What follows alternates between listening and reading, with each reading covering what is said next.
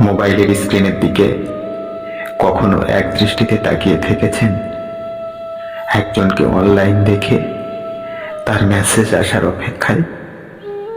ফোনটা বাজলেই কখনো নিজের হার্টবিট বেড়ে গেছে একটা প্রিয় কণ্ঠ শোনার অপেক্ষায়?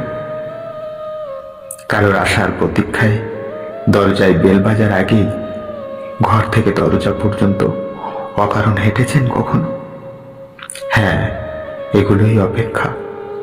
অপেক্ষা নাকি বড় সুন্দর, কিন্তু তখনই সুন্দর যখন সে অপেক্ষার কাঙ্ক্ষিত অবসান থাকে, যখন অপেক্ষা শেষে ওই প্রিয় মেসেজটা আসে, যখন একের পর এক অন্য ফোন আসতে আসতে ওই গলাটাই শুনতে পাই, যেটার জন্য যেন কত যুগের প্রতীক্ষা।